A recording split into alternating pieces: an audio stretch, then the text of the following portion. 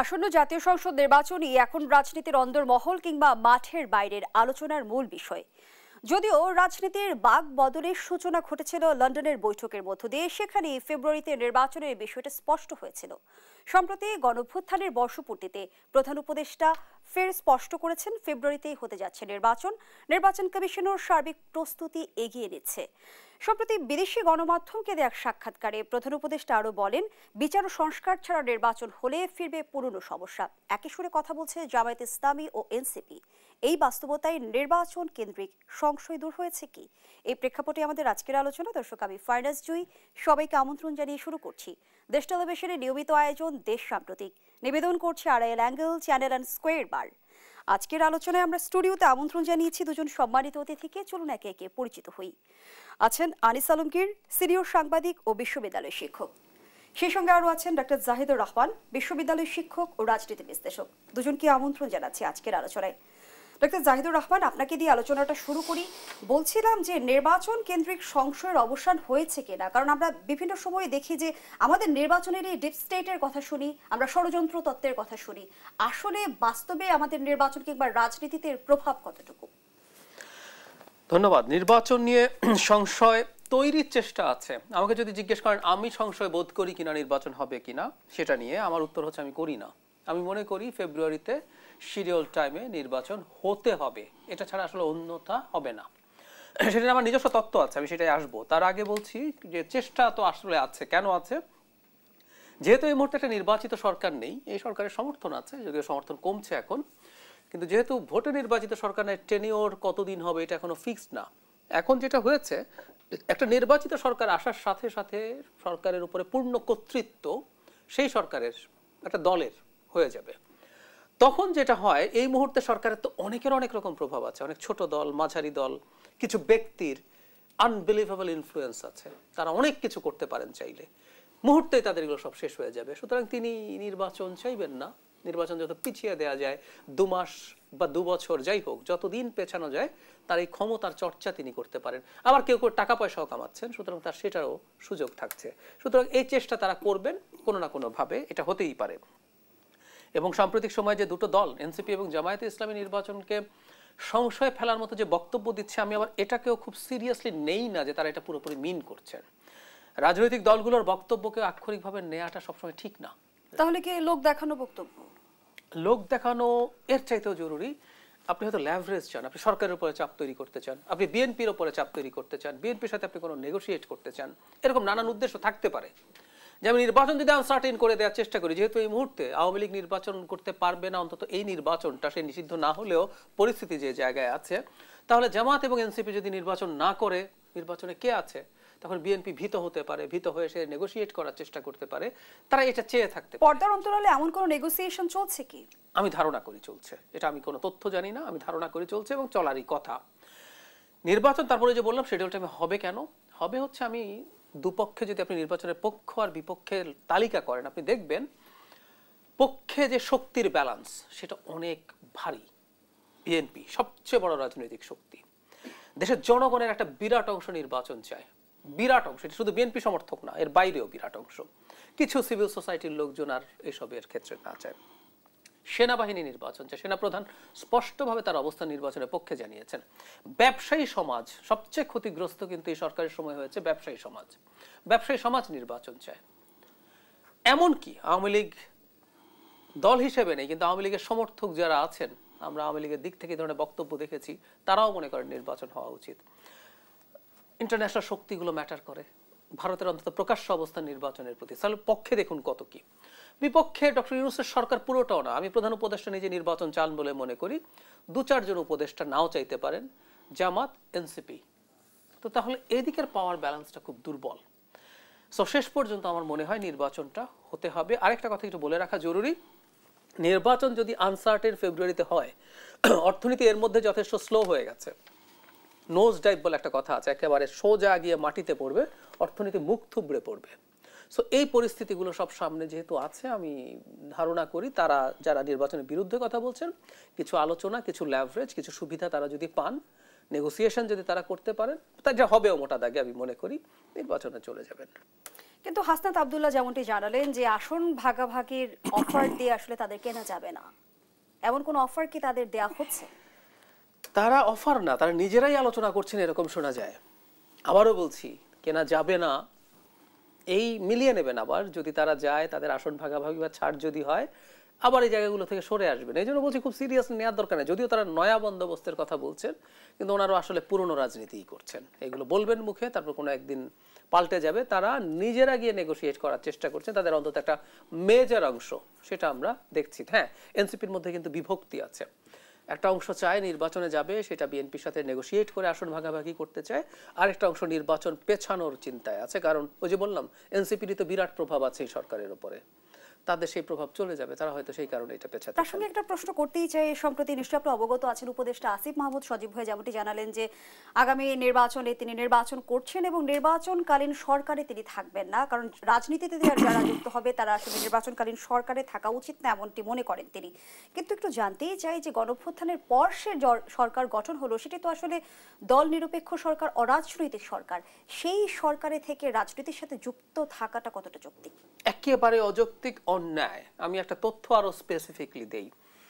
ডিসেম্বরে তত্ত্বাবধায়ক সরকারের একটা অধ্যাদেশ জারি হতে গিয়েও হয়নি, কিন্তু ওই অধ্যাদেশটা উপদেষ্টা পরিষদে পাশ হয়েছে। জাস্ট রাষ্ট্রপতি সাইন করেন নাই, করলে ওটা অধ্যাদেশ হয়ে যেত। কিন্তু উপদেষ্টা পরিষদে তখন নাহিদ ইসলামও ছিলেন। ওখানে অনেকগুলো বিষয়ের মধ্যে একটা ছিল, এই উপদেষ্টা পরিষদে যারা থাকবেন তারা পরবর্তী সংসদ নির্বাচনে পার্টিসিপেট করবেন না। তাহলে তারা এগ্রি করেছিলেন তারা এটা পার্টিসিপেট করবেন না। আমাদের আগে যখন তত্ত্বাবধায়ক সরকার ছিল, সেখানেও কিন্তু একই শর্ত ছিল, কেউ বলে নাই যে আমি যদি পার্টিসিপেট করে আমি রিজাইন করব। সো এটা খুবই খুবই ভুল সিদ্ধান্ত, অন্যায়, অনৈতিক আমি মনে করি। অসংখ্য ধন্যবাদ জানাচ্ছি আপনাকে। আপনার কাছে আসতে চাই, যেমনটি আসলে আলোচনাটা আমাদের চলছে, আমরা দেখছি যে নির্বাচন কেন্দ্রিক সংকটের যদি আমরা সংশয়ের কথা বলি, সেটির আসলে অবসান হয়েছে কিনা সেটি একটি প্রশ্ন। সেই সঙ্গে আরও একটি যুক্ত করতে চাই, একটা সময় রাজনৈতিক দলগুলি অভিযোগ করতো যে এনসিপি কিংস পার্টি কিংবা এনসিপি সরকারের আনুকূল্য পাচ্ছে। এখন আমরা দেখছি যে এনসিপির নেতাকর্মীরা সরকারের সমালোচনা করছে বা বিরোধী অবস্থান নিয়ে গেছে। এই সমালোচনা কি আসলে লোক দেখানো? কঠিন লোক দেখানো কিনা বলা, কারণ তারা তো অলরেডি সরকারের মধ্যে আছে, আবার সরকারের বাইরেও আছে। তো যারা সরকারের বাইরে আছে তারা সমালোচনা করছে। বিশেষ করে আপনি হাসনাতের কথা বললেন, ইয়েতে হাসনাত যে স্টেটমেন্ট দিচ্ছে সেটার কথা বললেন, সেটাতে তার বিরোধিতা মনে হয় যেন আছে। এটা এক ধরনের হতাশা থেকেও হতে পারে। হয়তো তারা যেভাবে চাচ্ছিল এই সরকারকে, যে প্ল্যান নিয়ে তারা এগোতে চাচ্ছিল, তারা তো দীর্ঘ সময় তাদের অনেকে বলেছিল যার আরও 5 বছর থাকুক, অনির্বাচিত অবস্থায় তারা তাদের প্ল্যানগুলো বাস্তবায়ন করতে চায়, তারা সংস্কার চায়। কি হাজার সংস্কার করবে সেটা এখনও যদিও আমরা কেউ জানি না, কারণ তাদের দলের এখনও ম্যানিফেস্টো আমরা দেখলাম না, দলের নিবন্ধনও এখনও হয় নাই। তারপরেও তারা সরকারের মধ্যে প্রভাব বিস্তার করছে, সরকারের সঙ্গে বসছে। এত কিছুর পরেও যদি আমরা বলি যে না তাদের সাথে সরকারের সম্পর্ক নাই, তা তো ঠিক না। সরকারের সাথে তাদের সম্পর্ক আছে, সরকার তাদেরকে দেখছে। লন্ডন বৈঠকের পর এনসিপির সাথে সরকারের দূরত্ব তৈরি হয়েছে কিনা? দূরত্ব তৈরি হয় নাই, এখানে একটু হয়েছে। লন্ডন ডক্টর ইউনূস খুব ভালো করে জানেন যে উনি দীর্ঘদিন থাকতে পারবেন না। যতই উনি বলেন যে আমাকে ক্ষমতায় বসিয়েছে ছাত্ররা, কিন্তু সেটা নিশ্চয়ই অনন্তকালের জন্য বসার নাই, একটা সময়সীমা তো আছে। ওই সময়সীমার পরে তাকে যেতে হবে। তো যাওয়ার জন্য উনি একটা রাইট টাইম খুঁজছিলেন।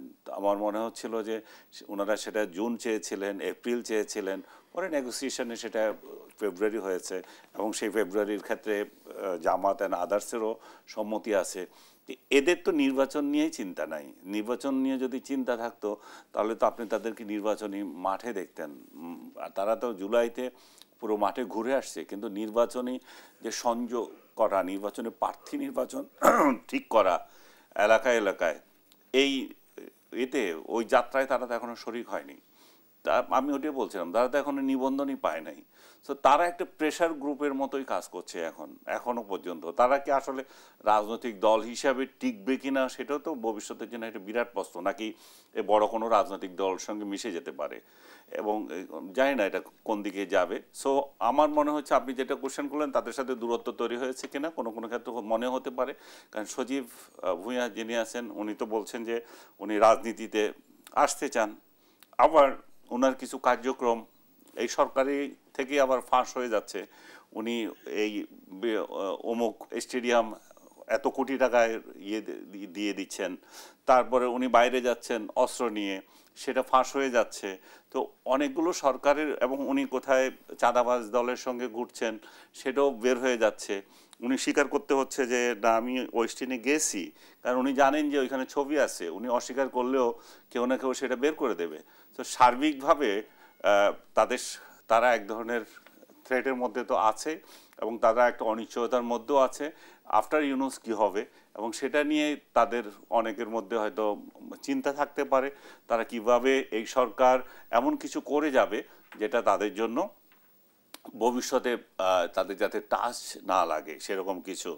যেমন আপনার এই যে জুলাই সনদ করছে, এই সনদ নিয়ে তো অনেক কথা হচ্ছে, সেই সনদটাকে আইনগতভাবে কিভাবে ভিত্তি দেওয়া যায় সেটা নিয়েও ইতিমধ্যে কমিটি করা হয়েছে, আইনজীবীদের নিয়ে, তারপরে আপনার আইন বিশেষজ্ঞদের নিয়ে, সাবেক বিচারপতিদের নিয়ে, রাজনীতিবিদরাও থাকবে। সো সব কিছু মিলে এগুলো কেন করা হচ্ছে, কারণ হচ্ছে যে এই যে 5 আগস্ট থেকে যত সব কাণ্ডকৃত্য হয়েছে, এটা ভালো হোক আর খারাপ হোক, সেটা যাতে আইনগতভাবে তাদের ভিত্তি থাকে এবং তারা যাতে আদালতে কোনো চ্যালেঞ্জের সম্মুখীন না হন। যদিও বাংলাদেশের ইতিহাসে অতীতেও দেখা গেছে এই ধরনের লেজিটিমেসি দিয়ে, এই ধরনের ইন্ডেমনিটি দিয়ে সেগুলো টিকে না। রাজনৈতিক দলগুলো যখন ক্ষমতা হারায় তখন তাদের প্রতিপক্ষ এগুলাকে এক কলমের খোঁচায় আবার উল্টেই দিতে পারে। সো সেটা নির্ভর করছে এখন। সেই কারণে আমি বলি যে বারবার আমরা যে কোনো সিদ্ধান্ত নেব এখন অদূর ভবিষ্যতের জন্য, সেটা সুচিন্তিত হতে হবে। আওয়ামী লীগকে এখন আলোচনার বাইরে রেখেছেন আপনারা এই জন্য যে তারা পতিত, তাদের সাথে আপনারা কথা বলবেন না। কিন্তু যে সমস্ত জিনিসগুলো আওয়ামী লীগের স্বার্থের বিরুদ্ধে যাবে, আওয়ামী লীগ যদি আবার ক্ষমতায় আসে বা ক্ষমতা আসার সুযোগ পায় এই রাজনৈতিক দুর্বলতার সূত্র ধরে, তাহলে তারা সেগুলো তো রাখবে না। আওয়ামী লীগ আসবে কি আসবে না সেই নিয়েও একটা বিরাট কোয়েশ্চেন। আমাদেরকেও অনেকে কোয়েশ্চেন করে আপনারা আওয়ামী লীগের কথা বলেন কেন, আওয়ামী লীগ রাজনৈতিক দল হিসেবে তো আওয়ামী লীগকে আমরা অস্বীকার করতে পারবো না। সরকার আওয়ামী লীগের রাজনৈতিক কার্যক্রম নিষিদ্ধ করেছে, কিন্তু আওয়ামী লীগের যারা করে তাদেরকে তো এই দেশ থেকে তাড়িয়ে দিতে পারে নাই, তারা আছে।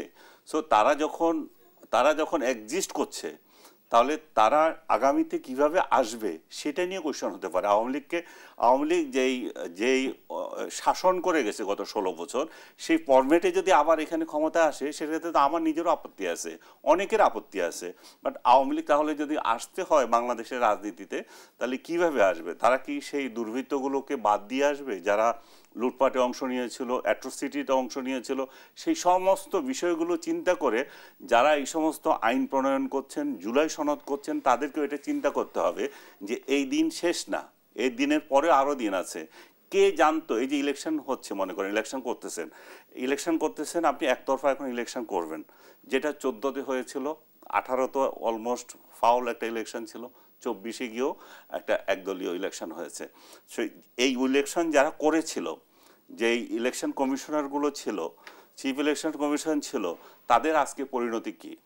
সো আজকে যারা ইলেকশন করছে তারাও তো এটা চিন্তা করবে আমরা যে ইলেকশন করতে যাচ্ছি এটার পরিণতি কি হতে পারে। ধন্যবাদ জানাচ্ছি আনিস আলমগীর। ডক্টর জাহিদুর রহমান, কোন প্রক্রিয়া আসলে আওয়ামী লীগের রাজনীতিতে ফিরে আসার সম্ভাবনা দেখছেন? মানে আওয়ামী লীগ রাজনীতিতে ফিরে আসতে হবে কেন, আমি প্রশ্নটা প্রথম করি। নাম্বার 2 হচ্ছে আনিস ভাই বলছেন রাজনৈতিক দল হিসাবে, আওয়ামী লীগ রাজনৈতিক দলই না। আই এম সরি, রাজনৈতিক দলের কোন সংজ্ঞায় এটাকে রাজনৈতিক দল বলা যায় আমি পরবর্তী পর্যায়ে আনিস ভাই এটা ব্যাখ্যা করবেন বলে আমি এক্সপেক্ট করব। গত 15 বছর যেভাবে এই দেশকে যা করেছে, বিশেষ করে 18-র পর থেকে আওয়ামী লীগ একটা ক্রিমিনাল অর্গানাইজেশন হিসেবে বাংলাদেশকে রুল করেছে, আমাকে হত্যা করেছে, গুম করেছে, টর্চার করেছে, মামলা দিয়েছে, দেশের সম্পদ লুট করে পাচার করেছে, জাস্ট একটা মাফিয়া গ্যাং। আমরা typical text book example of mafia regime যেভাবে পৃথিবীতে বিভিন্ন সময় কাজ করেছে, আওয়ামী লীগের এই সময়কালটা পুরোপুরি তাই। একটা দল নির্বাচন করবে না, শত শত হাজার হাজার মানুষকে আহত করে ক্ষমতা ধরে রাখার চেষ্টা করবে, হাজার খানেক মানুষকে খুন করে ফেলবে, তারপরও সে রাজনৈতিক দল, এটা আমরা বলছি। আমি এখনো কি প্রক্রিয়া ফেরত আসতে পারে সেই জায়গায় আসছি, কিন্তু আমরা একটা সালিশ মেনেছি। সালিশ হচ্ছে আমরা আওয়ামী লীগের বিচার করতে চাই, আমরা আওয়ামী লীগের বিচার করতে চাই, আমাদের আইসিটিতে সেটা নিয়ে মামলা হবে। সেই মামলায় আওয়ামী লীগ সংগঠন হিসাবে এই অপরাধগুলো করেছে কিনা প্রমাণ যদি হয় সে নিষিদ্ধ হতে পারে। মানে একটা অদ্ভুত কথা আমি প্রায় শুনি, কিছু লোক এত % লোক আওয়ামী লীগ করে, সো হোয়াট? ডেমোক্রেটিক সিস্টেমের কতগুলো রুলস অফ দ্য গেম আছে, এগুলো যে মানবে না ওকে এখানে অপারেট করতে দেওয়া হবে না। পারলে আওয়ামী লীগ এসে এই সরকারকে বা অন্য সরকারকে আন্দোলনের মাধ্যমে ফেলে ক্ষমতা দখল করুক। কেন বলছি? আমার রুলস অফ দ্য গেম হচ্ছে একটা নির্বাচনী ব্যবস্থা আপনাকে ঠিক রাখতে হবে, তার মধ্য দিয়ে যে কারো নির্বাচিত হবার পথ রাখতে হবে এবং আপনার ক্ষমতাচ্যুত হওয়ার পথ রাখতে হবে। আওয়ামী লীগ এবার না, শেখ মুজিবুর রহমান যখন ছিলেন, শেখ হাসিনার বাবা, তিনিও একবার এই দেশের গণতন্ত্র ধ্বংস করেছেন। আওয়ামী লীগ নিজের দল নিজে নিষিদ্ধ করে দিয়েছেন একরকম। সো ক্ষমতায় এসে আওয়ামী লীগের ওই ইতিহাসও আছে। সুতরাং আপনি রুলস অফ দ্য গেম মানবেন না আর আপনাকে আমি রাজনৈতিক দল হিসাবে আনবো, হতে পারে না। আমি একটা এক্সাম্পল দিয়েছিলাম আপনার সাথে একটা শোতেই, আমি আবার দেই। 2021 সালে জার্মানির ফেডারেল ইলেকশনে 10% ভোট পেয়েছিল এফডি, 25 সালে ফেব্রুয়ারিতে 20% ভোট পেয়েছে। ওই দল নিষিদ্ধ হবে তো? জার্মানিতে কেউ বলছে 20% সাপোর্টের দলকে কেন নিষিদ্ধ করা হবে? কারণ আদালত দেখছে ওটা একটা ফ্যাসিস্ট দল, ওর গণতান্ত্রিক সিস্টেমে অপারেট করার রাইট নেই। আমি আওয়ামী লীগ ফ্যাসিস্ট না সন্ত্রাসী না মাফিয়া সরিয়ে রাখি। আমরা অনেকে যে মনে করি যে 10%, 15%, 20%, 25% সমর্থন আছে বলেই তাকে অপারেট করতে দিতে হবে। যে রাজনৈতিক দলগুলোর মাঝে অনৈক্য এবং উত্তম বিকল্প না থাকায় আওয়ামী লীগ নির্বাচনে প্রাসঙ্গিক হয়ে উঠছে। না না, আসুক আসুক আসুক আসুক, আমাকে একটু দেন, আসুক আওয়ামী লীগ এই অনৈক্যের ভিত্তিতে আসুক, আমরা একটু দেখি।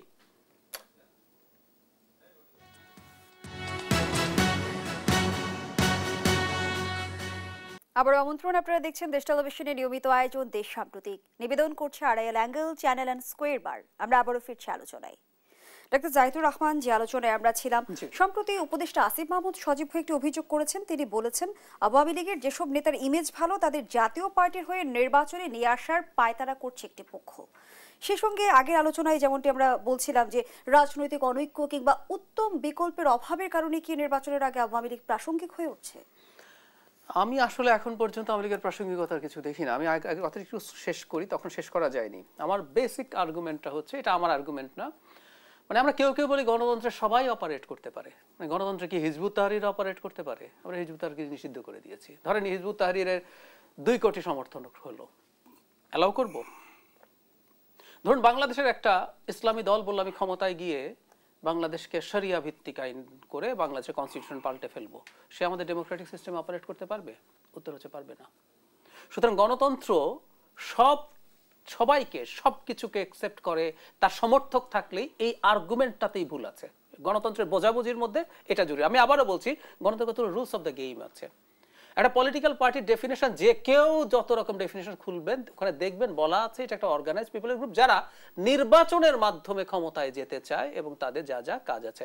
যে দলটা বাংলাদেশের নির্বাচন ব্যবস্থাকে 3 বার, আমরা একবার কেউ ছাড় দিলাম, 2 বার, 3 বার ধ্বংস করে ছেড়ে দিয়েছে, তাকে আমরা রাজনৈতিক দল বলছি। এখন আওয়ামী লীগের যারা আছেন এদের ক্ষেত্রে আপনি যেটা বললেন যে আমাদের মধ্যে অনৈক্য আছে, আওয়ামী লীগ ফেরত আসবে, আমি আসলে সেই সম্ভাবনা, সেই সুযোগ শর্ট টার্ম বা মিড টার্মে দেখিও না, কোনোভাবেই দেখি না। কিন্তু জার্সি বদলের প্রচলন তো আমাদের দেশে রয়েছে। আছে, যদি হয় জার্সি বদল, শুধু না, আওয়ামী লীগ যদি আওয়ামী লীগ না হয়ে ধরুন লাঙ্গলে যদি যায় বা আওয়ামী লীগের স্বতন্ত্র যদি হয়, ধরুন আওয়ামী লীগের কোনো মানুষ যদি স্বতন্ত্র ক্যান্ডিডেট হিসেবে নির্বাচন করতে চান, যে ক্রাইটেরিয়াগুলো আছে তার অযোগ্যতার, সেগুলো যদি তার না থাকে তিনি পার্টিসিপেট করতে পারবেন না কেন?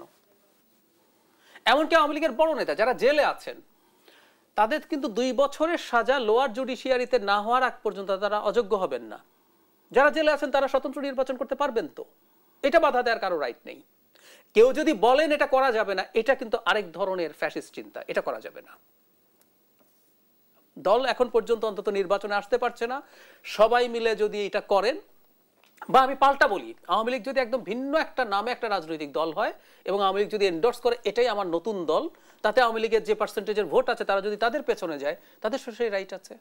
কারণ এটা তো আওয়ামী যে লীগ না। অধিকারের কথা আপনি বলছিলেন ডাক্তার জাহিদুর রহমান, আওয়ামী লীগের প্রভাবশালী নেতাদের আসলে স্বতন্ত্র নির্বাচনের বাস্তবতা এখন আছে কি? সেটা তারা বুঝবেন, আমি জিনিসটা বোঝানোর জন্য বলছিলাম। সুযোগটা আছে কি? হ্যাঁ, সুযোগ আছে, অবশ্যই সুযোগ আছে। উনি এই রাষ্ট্রের একজন নাগরিক, উনি অভিযুক্ত। একটু খেয়াল করি, অভিযুক্ত আর কেউ সাজাপ্রাপ্ত একই জিনিস না। আমাদের কনস্টিটিউশন বলছে নৈতিক স্খলনজনিত কারণে 2 বছর বা তার বেশি যদি কেউ কারাদণ্ডে দণ্ডিত হন তিনি নির্বাচনে যেতে পারবেন না। উনি তো কোনো বিচারের এখনো রায় হয়নি। যেহেতু উনি দণ্ডিত না, সবচেয়ে ভয়ঙ্কর অ্যাকিউজড মানুষটাও নির্বাচন করতে পারবে। এবং আমরা যদি আইন এবং সংবিধান মানি, সেটা সবার জন্য প্রযোজ্য। উনি আওয়ামী লীগের মারাত্মক, যারা জেলে আছে সবই মারাত্মক ক্রিমিনাল আমি জানি, কিন্তু আমার কোনো আইন বা সংবিধান তাকে নির্বাচনে অংশ নেওয়া থেকে কিন্তু বার দিচ্ছে না, ব্যারিয়ার দিচ্ছে না। সো উনি এটা পারবেন। কেউ যদি বলে উনি আওয়ামী লীগ ছিলেন, আওয়ামী লীগের এত ছিলেন, এটার সাথে উনি এতগুলো খুনের সাথে জড়িত, অভিযুক্ত, এটা দিয়ে বন্ধ করা যাবে না। আনিস আলমগীর, আইনে যা আছে তার প্রয়োগ বাস্তবায়ন করা সম্ভব হবে কি নির্বাচনের ক্ষেত্রে? না, তার আগে আমি ডক্টর জাহিদ আমাকে যেটা বললেন এটাকে একটু বলি। আমার কিন্তু আওয়ামী লীগ ওনার কাছে প্রাসঙ্গিক মনে হচ্ছে না। আমার কাছে, আপনিও বললেন যে কি কারণে তারা প্রাসঙ্গিক, আমার কাছে তাদেরকে প্রাসঙ্গিক মনে হয়। আওয়ামী লীগ কি কি অপরাধ করেছে সেই জন্য আওয়ামী লীগকে একটা রাজনৈতিক দল হিসাবে আমরা দিতেই পারি না, আসতেই পারি না, সেটা ওনার অভিমত। আর আওয়ামী লীগ কি কি খারাপ করেছে সেটার পক্ষে সাফাই গাওয়ার জন্য ওবায়দুল কাদের বা তাদের নেতৃত্ব এটা যাবে। আমার ব্যক্তিগতভাবে আমার তো কোনো এখানে কথা বলার কিছু নেই। আওয়ামী লীগের বিরুদ্ধে যদি কেউ বলে কিছু, আমি যেটা বলতে চাচ্ছি যে আওয়ামী লীগ কেন প্রাসঙ্গিক আমাদের রাজনীতিতে। প্রাসঙ্গিক এই জন্য যে ডক্টর ইউনূসের সরকার যখন এসেছে, তার মানে আওয়ামী লীগকে সরিয়ে এসেছে, রাজনৈতিক একটা পরিবর্তন বড় ধরনের ইয়েতে তারা একটা পরাজিত শক্তি। কিন্তু এই ক্ষমতার বাইরে থেকেও তারা এখন দেখাচ্ছে যে শেখ হাসিনার এক প্রকার সমর্থক আবার শেখ হাসিনার বিরোধী দল সমান মাত্রায় আছে। কোনোভাবেই উনি যদি বলেন যে না আমি দেখছি না সেটা, তাহলে উনার দৃষ্টিতে সেটা পড়ছে না। তাহলে সোশ্যাল মিডিয়া দেখছেন না, উনি মানুষের সঙ্গে মিশছেন না, উনি টেলিভিশনে টক শো করে আমরা বেড়াচ্ছি, শুধু সাধারণ মানুষের সাথে আমাদের কথা নাই। বাজারে যাচ্ছি না, আমরা বাজারের লোকদের মতামত কি আমরা সেটা দেখি। উনি হয়তো বলবেন যে আপনি এক দৃষ্টিতে দেখছেন, হয়তো হতে পারে ওনার মতে, কিন্তু আমি যেভাবে দেখি যে মানুষ সন্তুষ্ট না। মানুষ আওয়ামী লীগকে একেবারে বিসর্জন দিয়ে এদেরকে নিচে আওয়ামী লীগের নাম নিশানা মুছে দিতে চাচ্ছে। সেটা কি সাধারণ মানুষের কথা বলছেন? আমি সাধারণ মানুষের কথা বলছি, তাদের সে ধরনের মেন্টালিটি নেই। আওয়ামী লীগের রাজনৈতিকভাবে এখনো প্রাসঙ্গিক আরও কারণে, আওয়ামী লীগ একটা ঐতিহাসিক একটা ভূমিকা আছে বাংলাদেশের জন্মের পেছনে, এই রাজনৈতিক দলটার বিশেষ ভূমিকা আছে। সো আমি যদি কালকে মনে করি যে এটাকে আমি ফেলে দেব, আওয়ামী লীগ দীর্ঘদিন এই দেশ শাসন করেছে, তার শাসনে যেমন দুর্নাম আছে, তার শাসনে অনেক উন্নয়নও আছে, তার শাসন আমলে অনেক ভালো ভালো কিছু আছে। এই সংবিধান থেকে শুরু করে বহু কিছু, এই রাষ্ট্র তাদের আমলেই হয়েছিল, সব কিছু তৈরি হয়েছিল, সেগুলোকে আমরা অস্বীকার করতে পারবো না। সবচেয়ে বড় যে বিষয়টা আমার কাছে মনে হয় যে বিকল্প শক্তি, আওয়ামী লীগ নাই, ঠিক আছে, তাহলে বিকল্প শক্তি কে? এই গত 1 বছরেই তো আমাদের রাজনৈতিক দলগুলো যে কটা এখন মার্কেটে আছে, এরা একটাও প্রমাণ দিতে পারে নাই জনগণকে আওয়ামী লীগ যদি না থাকে এরাই আমাদের জন্য সূর্য সন্তান, এরাই আমাদের জন্য সূর্যের প্রতীক হিসাবে দেশটাকে এগিয়ে নিতে পারবে। এরা চাঁদাবাজি করে না, এরা রাহাজানি করে না, এরা সন্ত্রাস করে না, এরা মানবিক এবং এরা ভিন্ন মতকে সহ্য করে। শেখ হাসিনা গুম ঘুম যেগুলো করেছিল তার বিরুদ্ধে যে অভিযোগ, এরা সেগুলো না, এরা সব সহি, এরা ভিন্ন মতকে করতে দেয়। এরা রিক্সাওয়ালাকেও জয় বাংলা বলে পিটায় না। 32 নম্বরে কেউ যদি ব্যক্তিগতভাবে ফুল দিতে যায় সেটাতে এদের মাথা ব্যথা নাই। এরা একটা মানবিক সরকার হিসাবে থাকতে চায়। এই যে জিনিসগুলো যদি তারা, যখন বিরোধী দল ওই ধরনের একটা বিরোধী দলের অনুপস্থিতি, তখন কিন্তু এই সমস্ত প্রশ্নগুলো আসে এবং নতুন প্রজন্মের কাছে কিন্তু নেতৃত্ব এবং আত্মসমালোচনা আর গণআস্থার যে সংকট, যে সেটা যারা 1 বছর আগে যেইভাবে দেখেছিল সেইভাবে তারা যে হতাশার দিকে যাচ্ছে, সেই সব কারণেও আমি বলতেছি যে এদের আগামীতে বা এই সরকার বা আগামীতে যারা আসবে তাদের ব্যর্থতা যত বেশি হবে আওয়ামী লীগ তত বেশি প্রাসঙ্গিক হয়ে যাবে আবার। আর আবার এই পরবর্তী সরকার যদি অনেক ভালো করে তাহলে আসবে না। আপনি আরেকটা প্রশ্ন তুলছেন যে আওয়ামী লীগ এত কেন থাকতে পারবে না, কারণ হচ্ছে তাদের অ্যাট্রোসিটি ছিল এই যে 24-এ। তো অ্যাট্রোসিটির দিক থেকে তো জামাতে ইসলামের অ্যাট্রোসিটি কম ছিল না। সেই রাজনৈতিক দল কি এখন নাই? তারাও তো আছে। উনি আওয়ামী লীগের লোকজনকে ইলেকশন করার জন্য পরামর্শ দিচ্ছেন যে তারা যেহেতু সহি লোক যারা আছে তারা স্বতন্ত্র ইলেকশন করবে, কিন্তু ভিন্ন নামে একটা রাজনীতি করবে। স্বতন্ত্র নির্বাচন করার বাস্তবতা আছে কিনা? স্বতন্ত্র নির্বাচনের বাস্তবতা নাই, কারণ আওয়ামী লীগ বললেই তো পিটাচ্ছে। এখন আওয়ামী লীগের পক্ষে কথা যায় বলেই তো আবার ট্যাগ দিচ্ছে যে বোধহয় আওয়ামী লীগ হয়ে গেছে। তো যে আমাদের কথা বললে যখন ট্যাগ দেওয়া হচ্ছে, যারা আবার আওয়ামী লীগ সত্যিকার অর্থে করে রাজনীতির সাথেই জড়িত আছে, তারা কিভাবে কথা বলবে? আওয়ামী লীগ তো পরিচয় পেলে আপনি গ্রেপ্তার করতেছে। আওয়ামী লীগের সংসদ সদস্য যারা আছে অন্যায় করুক আর না করুক ইলেকশন করছে, সেই জন্য অনেক লোক এখন জেলে আছে। সো আমি বলছি যে উনি পরামর্শ দিয়েছিলেন যে এরা নতুন নামই দল করতে পারে। জামাতে ইসলামকে কি আমরা আজকে 54 বছরও পেরেছি নতুন একটা দলের নাম দিয়ে আসতে? তারা তো সেই জামাতে ইসলামই রেখেছে। যেই 71 আমি জামাত সমর্থন করছি না, ভুল করছেন। জামাতের রাজনীতির অধিকার নিয়ে আমারও প্রশ্ন আছে, এটা নিয়ে আমার সাথে আমার দ্বিমত নাই। আমি সমর্থনের কথা বলছি না, আমি বলছি যে ওরাও সেই দলটা চেঞ্জ করে। একদম ওদের অপরাধ আরো অনেক বেশি বড়। আমি আপনার সাথে একমত। সো ওরা ওটা আমি বাস্তবতা বলতেছি, আমরা 54 বছরেও সেটা পারিনি। তাহলে আমরা এই 1 বছর পরে কিভাবে বলতে পারি যে আওয়ামী লীগ তার নাম চেঞ্জ করে অন্যভাবে আসবে? আসবে না। আওয়ামী লীগ যদি আসে নিজ নামই আসবে। কাছে রাখতে চাই যে যখন আমরা আসলে আইনের কথা বলছি কিংবা অধিকারের কথা বলছি, তখন আসলে বাস্তবতার নিরিখে সেটি আমরা বিবেচনা করছি কি? যখন আসলে শোক পালনে আমরা দেখেছি যে বাধা দেওয়ার চেষ্টা করা হয়েছে, নানামুখী তৎপরতা দেখেছি, একজন রিকশা চালক ফুল দিতে গিয়ে কিন্তু গণপিটুনির শিকার হয়েছেন 32 নম্বর। নিশ্চয়ই আপনি অবগত আছেন। তার ভিতরে অত্যন্ত ভয়ঙ্কর একটা মামলা হয়েছে, ফালতু একটা মামলাও হয়েছে। হ্যাঁ, আমি খেয়াল করেছি এবং আমি এটা নিয়ে বহু জায়গায় টক শোতে আমার নিজস্ব চ্যানেলে এটার বিরুদ্ধে কন্ডেম করেছি। আমি শুরুতে একটা কথা বলেছি, কিন্তু আমি আবারও বলতে চাই, একটা স্টেট বুঝতে হবে আমাদের। 15ই আগস্টে শোক প্রকাশ বা ফুল দেয়া কি ক্রিমিনালাইজ করেছি আমরা? আমরা কোনো আইনে কি বলেছি এটা অপরাধ? বলি নাই তো। তাহলে আমরা এটা কিভাবে বাধা দেই? এবং শুধু সেটা না, তাকে হত্যা চেষ্টা মামলায় পুলিশ তো করলোই, আদালতের সামনে বললো এবং একজন বিচারক এটা কনভিন্সড হয়ে তাকে জেলে পাঠালেন। এরপর আপনি শোরগোল হওয়ার কারণে জামিন দিলেন। একটা বিচারক কনভিন্সড হয়েছে 2 মাস না কত মাস আগের এইটা কি যেন ওই সময় হয়েছে, সেটার জন্য উনি অ্যাকিউজড। এগুলো অত্যন্ত, আমি এটাকে ইত্রামি শব্দটা ব্যবহার করেছি আমার একটা, আমি এখানেও করে ফেললাম পার্সোনালি। এগুলো প্রত্যেকটাই আসলে এই সংকটগুলো তৈরি। যেহেতু শোক পালনে কাউকে বাধ্য করার অধিকার যদি না থাকে, নিশ্চয় শোক পালন ঠেকাতেও আসলে কাউকে বাধ্য করা যাবে না।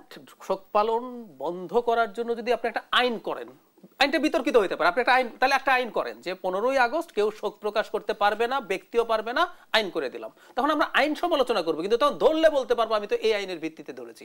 যেমন ধরুন আওয়ামী লীগ যদি ব্যানার নিয়ে আসতো, তখন যদি তাকে পুলিশ ধরতো, আমরা আনিস ভাই সমালোচনা করতে পারেন, কিন্তু আমি বলবো না ওর তো কর্মকাণ্ড নিষিদ্ধ। আমি নিজেই বলেছি, আমি বলেছি শফিক যখন বললো যে ব্যক্তি পর্যায়ে যখন ইয়ে হলো, যে শফিক কিন্তু বলতে পারে না যে ব্যক্তিগত, কিন্তু আওয়ামী লীগ যেহেতু এখন আওয়ামী লীগ নিষিদ্ধ বা নিষিদ্ধ, আওয়ামী লীগের ব্যানারে যদি করে সেটা কোনো আইনগত ভিত্তি আছে, সেটা আমরা সমালোচনা করছি না। একদম তাই। যেমন আমি শুধু সেটা না, আমাদের অনেকে চোখ এড়িয়ে গেছে, নোয়াখালীতে একটা মিলাদ মাহফিল হচ্ছিল একদম একটা স্মৃতি ফাউন্ডেশনের নামে এই 15ই আগস্টে।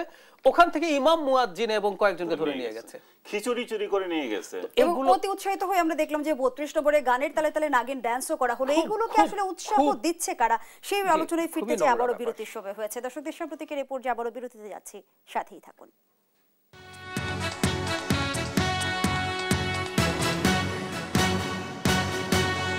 আবারও আমন্ত্রণ, দেখছেন দেশ সাম্প্রতিক। আমরা আবারও ফিরছি আলোচনায়।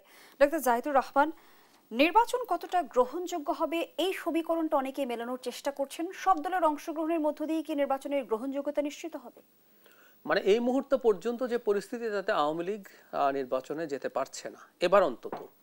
এরপর আমি আবারও বলছি, আমি কিন্তু যত বক্তব্য দিলাম তারপর একটা বক্তব্য যোগ করেছি, আমরা সালিশ মানছি। আমরা যেহেতু কোর্টে যাব, কোর্ট যদি মনে করে যে আওয়ামী লীগ দল হিসাবে স্টিক করছে, স্ট্যান্ড করছে, সে রাজনৈতিক দল, তার যে অপরাধ ছিল সেগুলো তার নিষিদ্ধ হওয়ার মতো যথেষ্ট না, তাকে যদি ছেড়ে দেশে রাজনীতি করবে।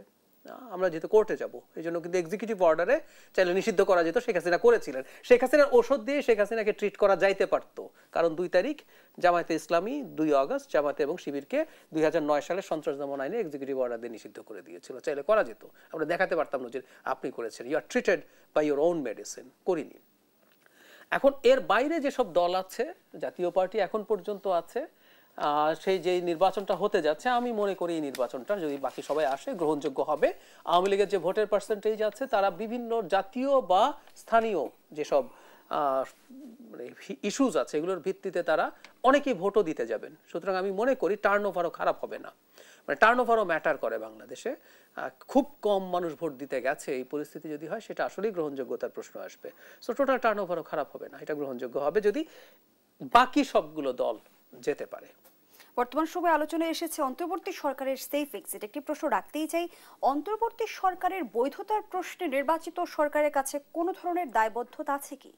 আছে, কারণ এই সরকার বৈধ সরকার প্রাথমিকভাবে, কারণ আমাদের কনস্টিটিউশনের আর্টিকেল 106 অনুযায়ী একটা রেফারেন্স নেওয়া হয়েছে এবং আপিল বিভাগ বলেছে এই সরকারটা বৈধ, এই সরকারটা হবে। কিন্তু এই সরকার আরো অনেকগুলো কাজ করছে যেগুলো আমাদের সংবিধান লঙ্ঘন হচ্ছে। আমি একটা উদাহরণ দিই, যে এতদিন নির্বাচন হচ্ছে না, এটা তো আমাদের সংবিধান লঙ্ঘন হচ্ছে। এইরকম আরো বেশ কিছু আপনি একত্র করে পরবর্তীতে এটাকে র্যাটিফাই করা বলে, যে আপনি আগেই সংবিধান যদি লঙ্ঘনও করেন আপনি পরবর্তীতে সেটা ঠিক করে ফেলতে পারেন। সো ওই বৈধতা আসলে পরবর্তী সরকারকে দিতে হবে।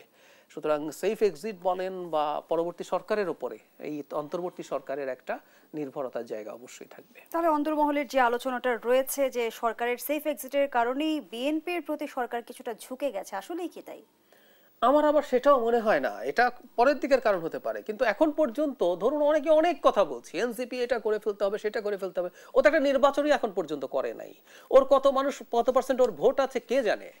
কাগজে কলমে দ্বিতীয় দল জামাতে ইসলামী দু একটা জরিপ বলছে জামাত আর বিএনপির ভোট নাকি কাছাকাছি। আম সরি, আমি এটার আশপাশেও যেতে চাই না। জামাত একা নির্বাচন করে 96 সালে 3টা সিট পেয়েছিল, তার অনেক ভালো হলে আপনি এটাকে কত বাড়াতে পারেন। সুতরাং বিএনপি এখন পর্যন্ত মাঠে সবচেয়ে শক্তিশালী রাজনৈতিক দল, সবচেয়ে বেশি জনসমর্থনের রাজনৈতিক দল। সুতরাং ডেমোক্রেসির নিয়ম অনুযায়ী বিএনপির সাথে নেগোসিয়েশনের ক্ষেত্রে এটা বেশি হবে। আমি রাদার মনে করি বিএনপির শক্তির তুলনায় জামাত এবং এনসিপি তুলনামূলকভাবে অনেক বেশি গুরুত্ব পাচ্ছে। ধন্যবাদ জানাচ্ছি আপনাকে। আনিস আলমগীর, রাজনীতির অন্দরমহলে নানা গুঞ্জন ভেসে বেড়াচ্ছে। একদিকে বলা হচ্ছে রাষ্ট্রপতির অপসারণের বিষয়, অন্যদিকে আবার শোনা যাচ্ছে সেনা সমর্থিত তত্ত্বাবধায়ক সরকার সামনের দিনে আসতে যাচ্ছে। আসলে কি হতে যাচ্ছে, কি ধারণা করছেন? আমার মনে হচ্ছে না সেনা সমর্থিত কোনো তত্ত্বাবধায়ক সরকার আসবে। এই সরকারের নিয়ত যেহেতু ইলেকশন করা, এবং এখনো পর্যন্ত আমি মনে করি যে ডক্টর ইউনূস যেভাবে আগাচ্ছেন উনি সিনসিয়ারলি, আমার মনে হয় যে ফেব্রুয়ারিতে উনি ইলেকশন দিয়ে দেবেন। আর ওনার সাথে যে সমঝোতার কথা বলছেন সেটাও তো অস্বীকার করছেন না। সমঝোতা হয়েছে বলেই তো এনসিপি বা আদার্স ক্ষিপ্ত যে সেফ এক্সিট উনি পাবেন।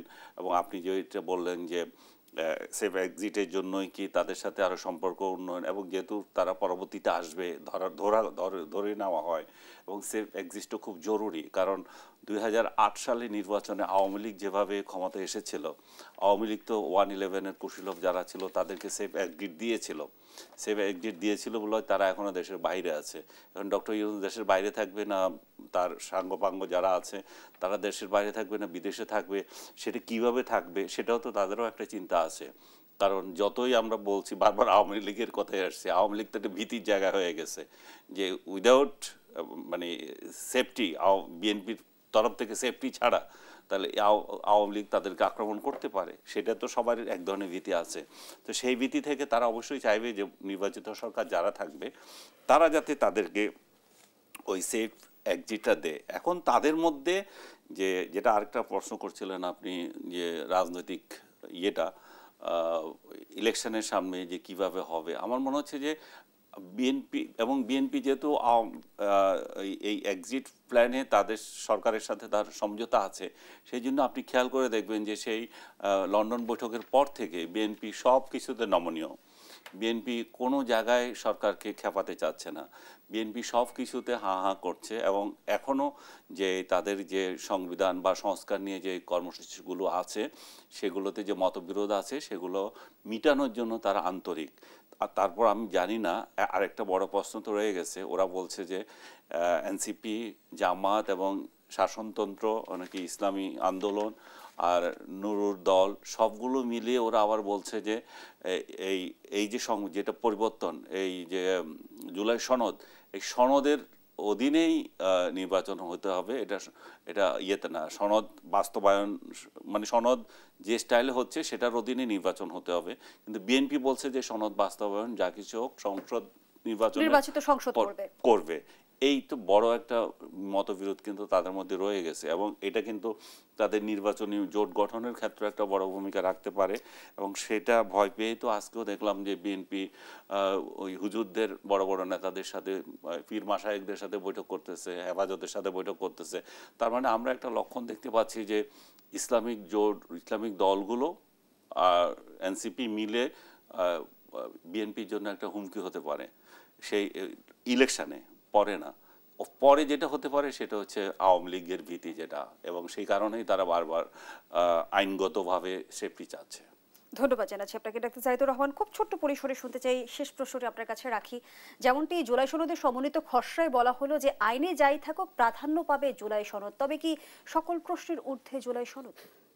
মানে আইনে না, আইন এবং সংবিধান, মানে এটা একটা আইন একটা আইনকে ওভাররাইড করতে পারে। অধ্যাদেশও একটা আইন, আপনি অনেক আইন পাবেন, পড়লে দেখবেন যে অতি পড়বে যেখানে ওখানে যাই থাকুক না কেন এটা প্রাধান্য পাবে, পরবর্তী আইনটা এটা হতে পারে, আইন আইনের উপরে পারে, কিন্তু এটা সংবিধানের উপরেও স্থান পাবে। এর চেয়ে কোনো হাস্যকর কথা হতে পারে না। কারণ মাদার ল বা সুপ্রিম ল একটা স্টেটের হচ্ছে কনস্টিটিউশন, সেটার ভিত্তিতে আইন তৈরি হবে, এবং কোনো আইন সংবিধানের সাথে সাংঘর্ষিক হলে সেটা বাতিল হবে, এরকম হলো সংবিধানেরই কথা। সো এরকম কেউ যদি করেও গায়ের জোরে, আমি ধারণা করি যদি আমাদের সুপ্রিম কোর্টে কেউ রিট করে এই অধ্যাদেশ ওটার চাইতে বেশি ক্ষমতাবান, এটা বাতিল হয়ে যাবে। দুজনকে অসংখ্য ধন্যবাদ জানাচ্ছি। আমরা আমাদের আয়োজনের একেবারে শেষ পর্যায়ে দর্শক শেষ করছি দেশ সাম্প্রতিকের আজকের আয়োজন। ধন্যবাদ এতক্ষণ আমাদের সাথে থাকার জন্য।